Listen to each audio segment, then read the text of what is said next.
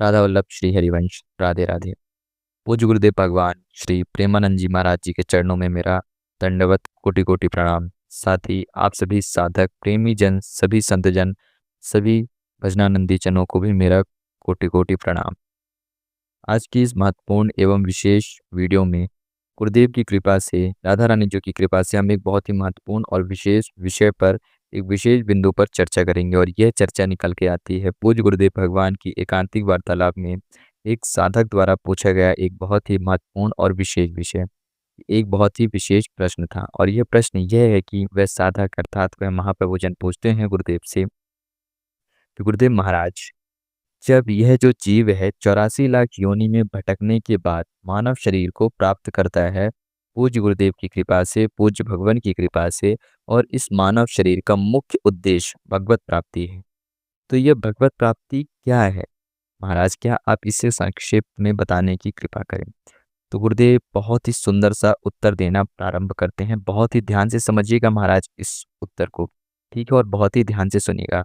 पूज्य गुरुदेव भगवान श्री प्रेमानंद जी महाराज जी कहना प्रारंभ करते हैं, शरीर संसार का विस्मरण हो जाना, मन बुद्धि चेत अहम अंतःकरण चतुष्टय का भागवत रूप हो जाना अर्थात भागवत स्वरूप हो जाना। कहने का तात्पर्य है मन कृष्ण हो जाए, बुद्धि कृष्ण हो जाए, चिंता चेतना कृष्ण में हो जाए, अहम में कृष्ण विराजमान हो जाए, अर्थात समस्त इंद्रिया बाहर और भीतर एकमात्र कृष्ण हो जाए। कृष्ण कृष्ण राधा राधा राधा हो जाए। कृष्ण के सिवा ना दूसरी कोई सत्ता ही ना हो, ना कृष्ण के सिवा कुछ एहसास हो, ना कृष्ण के सिवा कुछ महसूस हो, ना कृष्ण के सिवा कुछ दिखे, न कृष्ण के सिवा कुछ चाहत हो, न कृष्ण के सिवा कुछ पाना हो, न कृष्ण के सिवा कुछ पाना चाहिए, न कृष्ण के सिवा कुछ ना हो। अर्थात मन के अंदर, मन के भीतर हर प्रकार से केवल कृष्ण कृष्ण कृष्ण, राधा राधा राधा। यह जो जीवन है, यह जो संसारिक है, ये राधा में होना चाहिए, भागवती में होना चाहिए। ऐसा बोध हो जाना चाहिए कि सर्वत्र ही भगवान है, सर्वत्र ही कृष्ण है। अर्थात पूज्य गुरुदेव भगवान इसमें बहुत ही छोटा सा और सुंदर सा श्लोक देते हैं। तो इस पर पूज्य गुरुदेव भगवान श्री प्रेमानंद जी महाराज बहुत ही सुंदर सा श्लोक देते हुए कहते हैं, सर्वम कल्विदम ब्रह्मा नेहाना नास्ति किंचनम। अर्थात यही है भगवत प्राप्ति। यदि हम इस श्लोक के ऊपर गहन चिंतन करें और समझने का प्रयास करें तो यह जो श्लोक यह निकल कर आता है कहाँ से? यह महाकाव्य तिरंबल उपनिषद अर्थात 9 में से आता है। इससे मिलता क्या है? इसे मिलते जुलते भी बहुत सारे श्लोक हैं जो कि अलग अलग छंदों में, अलग अलग ग्रंथों में आपको मिल जाएंगे। यदि हम इस श्लोक का, इसका यदि बहुमूल्य अर्थ देखें, गुरुदेव ने जो हम सभी को यह श्लोक सुनाया था अपनी एकांतिक वार्तालाप की कथा में, तो इस श्लोक का यदि हम विशेष रूप से, मूल रूप से अर्थ इसका देखने चलते हैं तो इस श्लोक का अर्थ यह निकलता है, ब्रह्म द्वारा निर्मित विभिन्न जीव रूपों में भेद मानना अज्ञान है। यानी कि हम सभी की सबसे बड़ी भूल है, सबसे बड़ी यह गलती है कि हम अलग अलग चीज़ों को, अलग अलग जीवों को हम भिन्न मानते हैं। ब्रह्म द्वारा निर्मित विभिन्न प्रकार की चीज़ों को, विभिन्न रूपों को अलग मानना, यह सबसे बड़ा अज्ञान है, सबसे बड़ी मूर्खता, हमारी सबसे बड़ी गलती है। ब्रह्म ज्ञान से ही सच्चे आनंद की अनुभूति होती है और सुख का सृजन होता है। अर्थात जिस व्यक्ति को ब्रह्म का ज्ञान हो, अर्थात ब्रह्म का ज्ञान का तात्पर्य यह नहीं है कि आप ब्रह्म को जाने, ब्रह्म में लीन रहें। आपको हर क्षण ब्रह्म में ही आपकी स्थिति होनी चाहिए। आपका मन, आपकी चेतना हर क्षण ब्रह्म में ही रहे, तभी आपको परम सुख, परम आनंद की अनुभूति होती है। सब कुछ ब्रह्मा से आता है, सब कुछ ब्रह्म में वापस चला जाता है, सब कुछ ब्रह्म द्वारा ही पोषित होता है। अर्थात सब कुछ परमपिता परमात्मा से ही आया और सब कुछ वापस परमपिता परमात्मा में ही जाएगा। सब कुछ उन्हीं के द्वारा फलता फूलता है और उन्हीं के द्वारा सृजित होता है, यानी कि चलता है। तो इसीलिए हमें यह कभी नहीं सोचना चाहिए कि यह अलग है, वह अलग है, यह ब्रह्म नहीं है, वह ब्रह्म नहीं है। अर्थात हर प्रकार की चीज़ों में, हर जीव में, हर क्षण में, इस प्रकृति में, इस भूमि में, इस धरा में हम किसी भी चीज़ को देखें, चाहे अपनी इंद्रियों के इस रूप से देख पा रहे हैं, अर्थात इंद्रियों की सहायता से हम किसी चीज़ का स्वरूप देख पा रहे हैं, सोच पा रहे हैं, समझ पा रहे हैं, सुन पा रहे हैं, महसूस कर पा रहे हैं, उसे हम भिन्न किंचित मात्र भी ना माने। हर स्वरूप को हम परम ब्रह्म ही माने। साथ ही साथ हम चाहे आंतरिक मन से हो या शारीरिक रूप से हो या मानसिक मन से हो या आत्म भाव से हो, हर एक क्षण यदि हम परमपिता परमात्मा को ही ज्ञात करते हैं, उनके ही लीन में रहते हैं, उसे ही कहा जाता है ब्रह्म प्राप्ति अर्थात भगवत प्राप्ति।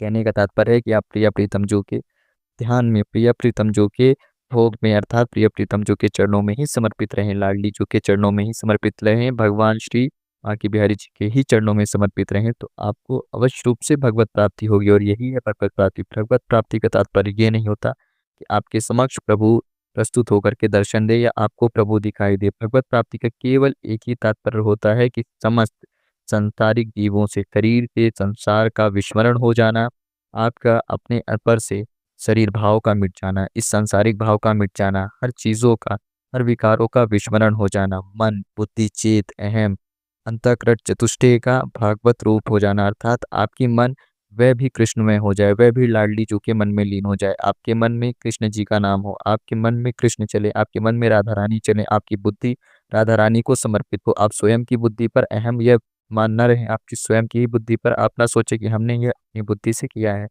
ना ही आपके अंदर कोई अलग से चेतना होना चाहिए। आपको हर चित्त, हर समय, हर चीज़ों में केवल और केवल कृष्ण, केवल और केवल राधा स्वरूप ही दिखाई दे। आपके अहम में कृष्ण और राधा विराजमान हो। किसी भी चीज़ को लेकर के आपके अंदर यह भाव प्रकट ही ना हो कि यह हमने किया, यह हमसे हुआ। जो है राधा रानी का है, जो है राधा रानी से है, जो होगा राधा रानी की कृपा से होगा, जैसा है राधा रानी की कृपा से है। जो कुछ हो रहा है उन्हीं की कृपा से हो रहा है और जो कुछ है सब सही है, सब उन्हीं की इच्छा है। ना कुछ गलत हुआ था, ना कुछ गलत होगा और ना कुछ गलत हो सकता है। संपूर्ण सृष्टि, संपूर्ण चीज़ें, संपूर्ण जीव सब कुछ ब्रह्म स्वरूप में ही विद्यमान है। तो हमें सदैव ब्रह्म का ज्ञान रहना चाहिए, अर्थात जब हमें इन अविकारों का विस्मरण हो जाए, अविकार चीज़ों को हम भूल जाएँ और हर क्षण हमें भगवत प्राप्ति के क्षण दिखे, अर्थात भगवान दिखें।